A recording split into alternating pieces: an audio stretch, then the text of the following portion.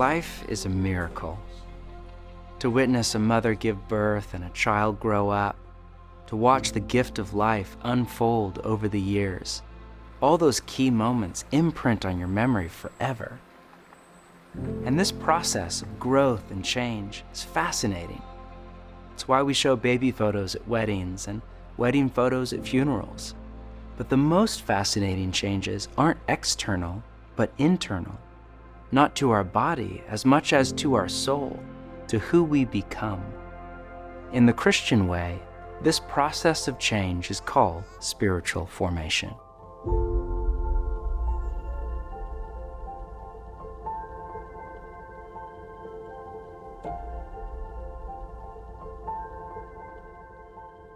Last week, we covered the 3 goals of a disciple or apprentice of Jesus: to be with Jesus, to become like him, and to do as he did. And we said spiritual formation is the process by which all this happens, by which our spirit or our inner woman or man is formed into a particular shape, or what we call a character, whether it be the character of Jesus or the character of someone else. The language of spiritual formation comes from the New Testament. For example, in Romans 12, Paul writes this to the followers of Jesus in the city of Rome: "Do not conform to the pattern of this world, but be transformed by the renewing of your mind." Notice the 2 verbs, conform and transform. Both verbs are from the same root word in Greek, metamorphao, where we get the English word metamorphosis, the word for the process by which a caterpillar is transformed into a butterfly. One lexicon defines it as to change the essential form or nature of something. This is the word picture for the depth of change that is possible in the human soul. Not just surface level behavior modification, but deep change in the heart. And in Greek, both verbs, conform and transform, are in the present passive tense, meaning they are something that is already happening to you. You are already being conformed to be more like the pattern of this world, or transformed to be more like Jesus. There is no option C, conformed or transformed.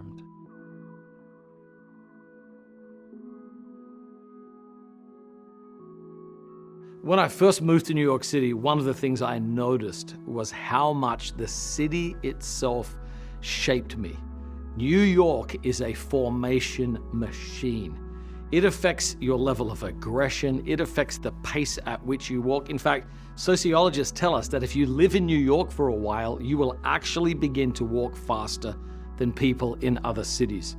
The stories of New York, the architecture of New York, the history of New York all work on you subtly and slowly, where when you go back and visit your families for the holidays, they often say, "What's happened to you?" And the answer is, "New York has happened to me." But you're never really aware of it in any given moment. And I think that's such an important recognition for me as a pastor, because so often people are naive and they think, I'm not being shaped by anything. Sometimes non-Christians say, I don't want to follow Jesus. I don't want to be formed by religion. But the truth is, we're all being formed by something. The question's not, shall someone form me? The question is, who will form me? The question is not, who do I want to become? The question is, who am I becoming by the forces that are working on me? And I think Paul really understood the importance of making our formation conscious. He said to the Romans in Romans 12, do not be conformed to the image of this world. Why? Because that's what it does. He wanted the Christians in Rome to recognize and understand how Rome was shaping them into Romans. The stories of Rome, the religion of Rome, the architecture of Rome, the practices of what it meant to participate in the empire were making them Romans. So they had to discern their formation so they could be transformed. And this is what Jesus wants us to do, to figure out who Jesus is and how his story, his truth, his love, and his practices form us into his disciples. So the great question is not, shall I be formed? The question is consciously determining who it is that will form you.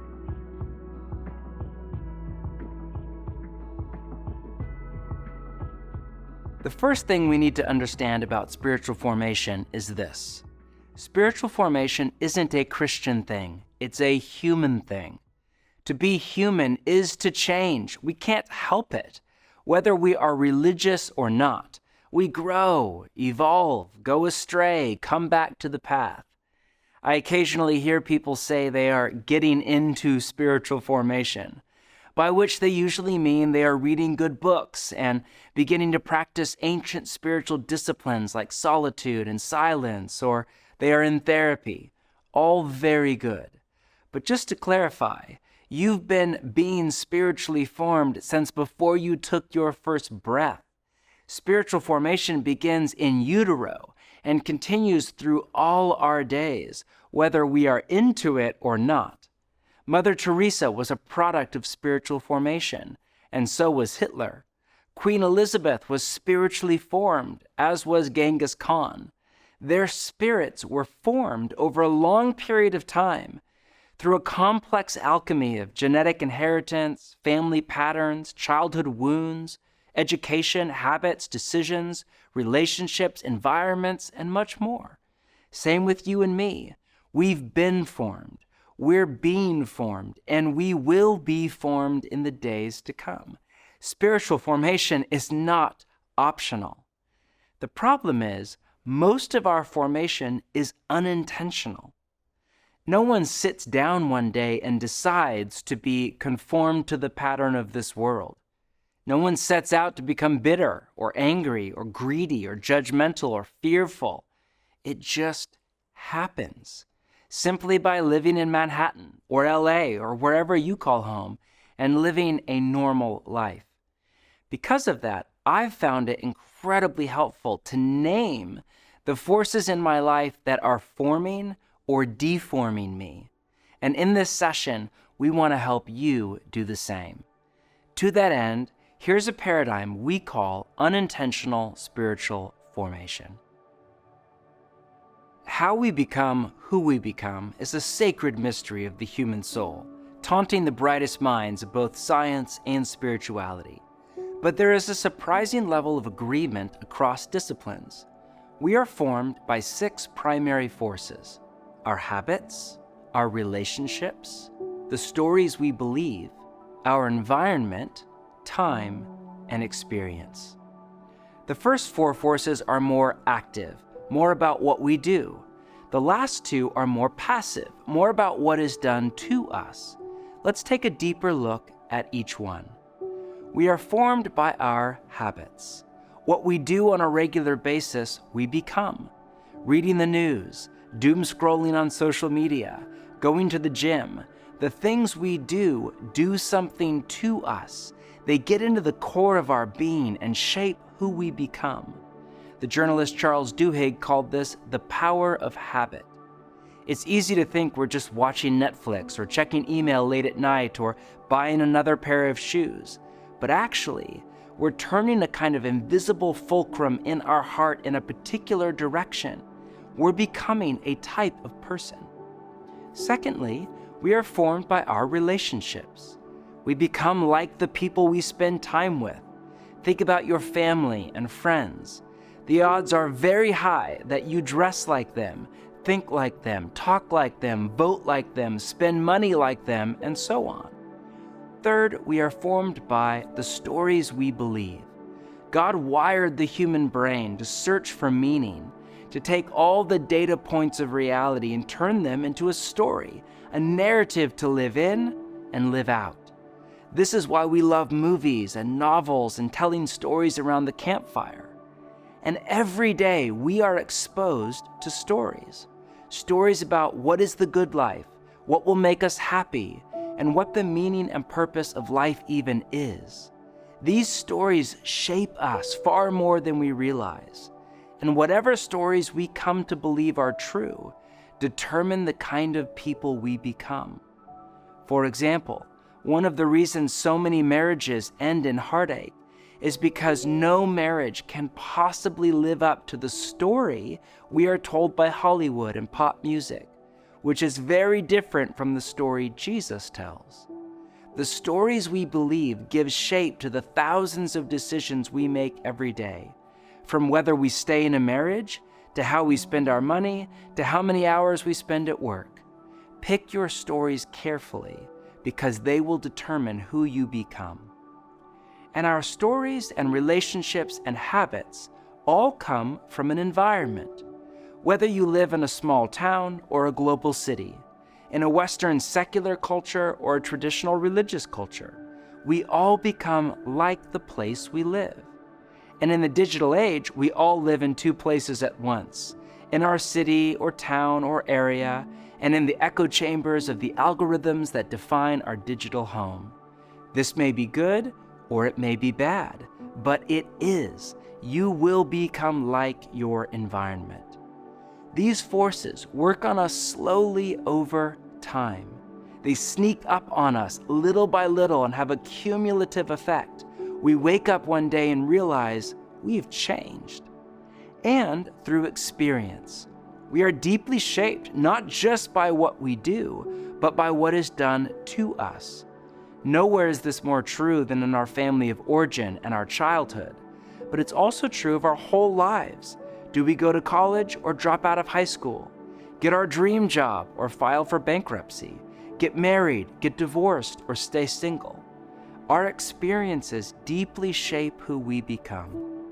In summary, we are formed by our habits, relationships, the stories we believe, and our environment. And this happens over time and through experience. We call this paradigm unintentional spiritual formation because it's a synopsis of how we are formed with no intentionality, just by waking up in the morning and going about our day. The question isn't, are you becoming someone? It's, who or what are you becoming? When I reflect on this paradigm, I find it both sobering and hopeful.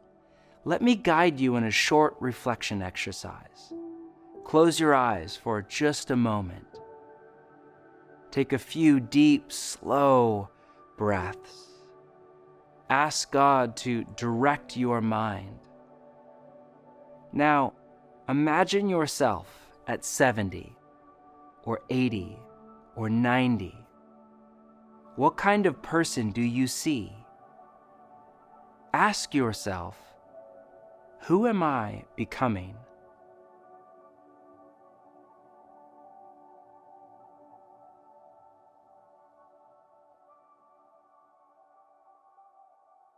I remember the first time I ever did that exercise. I was about 30 years old, and I had enough life under my belt to plot a hypothetical trajectory and imagine myself at 40 or 50 or 60. And the person I saw on the horizon was terrifying. I was becoming more hurried and anxious and irritable, not more loving and joyful and peaceful. In my case, it was a wake-up call. I realized I had to make some major life changes. What about you? What changes do you need to make to alter the trajectory of your spiritual formation in the direction of Jesus?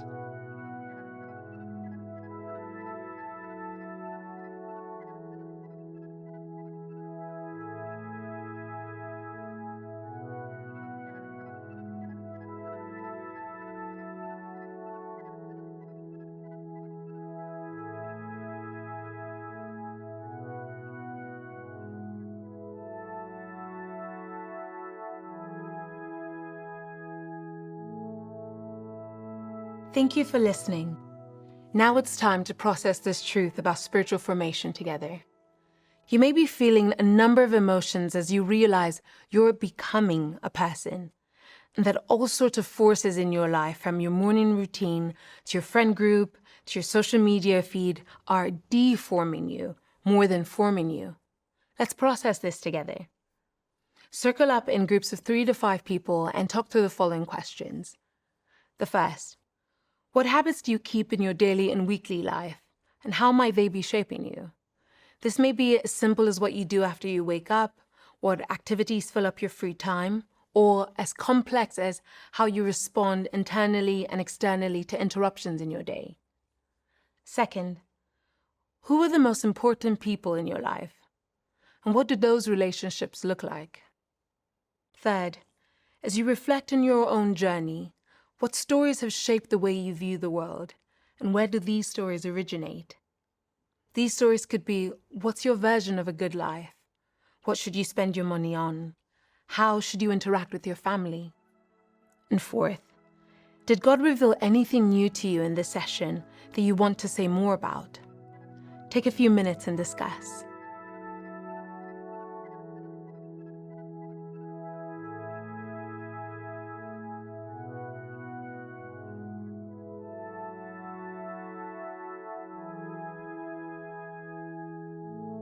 Now it's time to take the next step. For those of you reading the Practice in the Way book alongside the course, this week we're reading part 2. And as we said in the last session, each week we'll offer a spiritual exercise for you to move forward in your discipleship to Jesus. Everything we offer is invitational. We make recommendations, you make decisions. But open up your guide to session 2 and let's explore this week's spiritual exercise.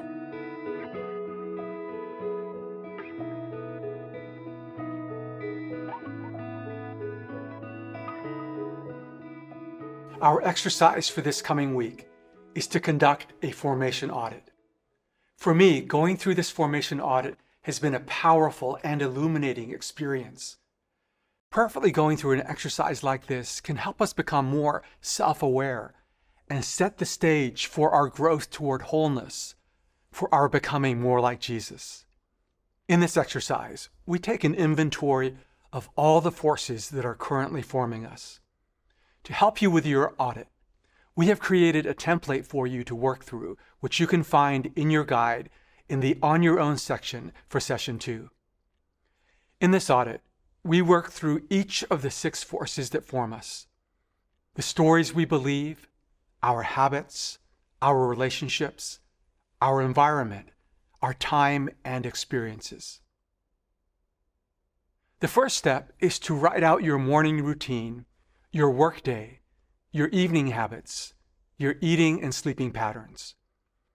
You then write about your various relationships and your family history. The next step, which requires more reflection, is to identify how these patterns and relationships are forming you. You might want to process this step with a wise, trusted friend, a counselor, pastor, or spiritual director. As you work through your formation audit, try not to be judgmental. Don't beat yourself up. Just write down everything that has shaped you, past and present. For example, you might look at your morning routine and notice that you start your day by reading the news. You might ask, what is this habit doing to me? What kind of person am I becoming by letting the news, much of which is alarming, be the first thing in my consciousness every day? As you reflect on your routine, you may consider how you might develop a new morning routine, like the one we started last week, beginning your day with quiet prayer and reading scripture. Similarly, as you reflect on your day at school or work, you might think about your interactions with people. Do they leave you feeling stressed and anxious, or energized and grateful? Finally, you might consider what you typically do at night. Do you tend to be on your phone, watching Netflix, or playing video games? Or perhaps you have a ritual that helps you recollect the day and give thanks. How do these habits and rituals shape you? Remember, try not to be judgmental. Don't beat yourself up. Just write out all the forces in your life, past and present. This exercise can take more than an hour. We encourage you to take an evening this week or a quiet morning to do this. Although it's a longer exercise, it can open the door to profound transformation as you grow in self-awareness and are inspired to establish habits that help you grow into the person you long to become. As you reflect on these forces, ask yourself, how are they forming me? Are they leading me to a sense of life and peace and closer to God?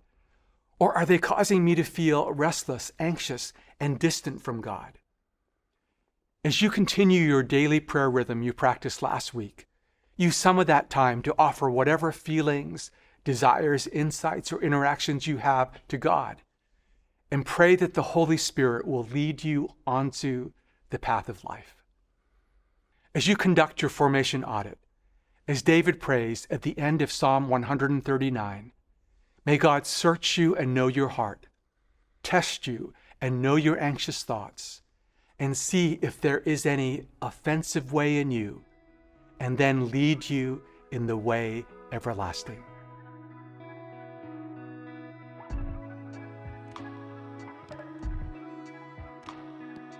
Let's review what we've covered in session 2. Spiritual formation isn't a Christian thing. It's a human thing. We're formed by a complex web of forces, but especially by our habits, our relationships, the stories we believe, and our environment. This happens over time and through experience. Most of our formation is unintentional. One of the most important questions to reflect on is, who am I becoming? And am I being intentional about who I'm becoming? One of the best ways to do this is through this coming week's practice, a formation audit.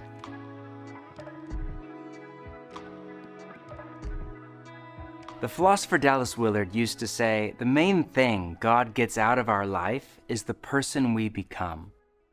It's hard for me to imagine right now, but one day I'm going to wake up and, God willing, I'll be 70 or 80 or 90 years old. And what will matter on that day is not how much money I made or how successful I was by the standards of the world or whether or not I saw that new TV series. What will matter is the person I became. This is why Saint Benedict in the 6th century said, day by day, remind yourself that you are going to die. He urged people to meditate every day on their coming death, not to provoke fear or dread, but to remind us, don't waste your life. Live for what matters, so that when we come to the end of our lives, we can die at peace. But this will require us to reflect on our life today and connect the dots between how we are living and who we are becoming. So as you apprentice under Jesus and you conduct your formation audit and start to make decisions about your life, may you live for what matters. May you treat each day as a precious gift to be stewarded with gratitude and joy. And may every day find you more and more at peace in God.